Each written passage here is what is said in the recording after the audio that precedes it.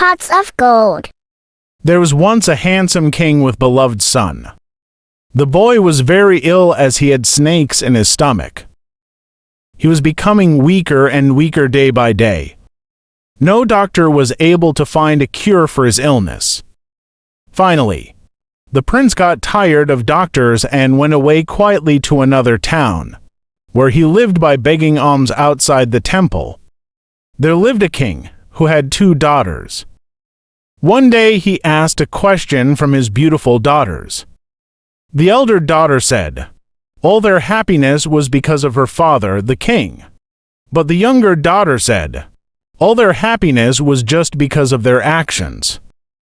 This made the king very angry with his little daughter, as he liked to be flattered as his elder daughter did. So he told the ministers to find a stranger and marry off his younger daughter. The ministers looked around and found a stranger begging outside the temple.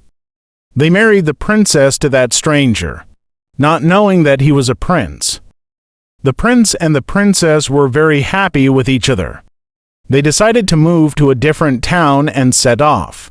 When the prince got tired, his wife left him to rest under the shade of a big tree. Meanwhile, the princess went to get some food for both of them. The princess came back and saw her husband was fast asleep. But from his mouth she saw a snake coming out. Another snake came out of an anthill nearby. Both the snakes came out to seek fresh air. Both the snakes looked at each other, but didn't like each other at all. The snake from the anthill asked the other snake, "Why do you trouble him by living inside him? If someone gave him a medicine made of cumin seeds and mustard oil, you would be dead. And there is a need to kill you by pouring hot oil over the anthill as you hide pots of gold inside the anthill," said the other snake in anger. Luckily, the princess could understood their talks. So the princess immediately made that medicine, mentioned by two terrible snakes, and gave it to her husband. Soon the prince got cured and he became very happy.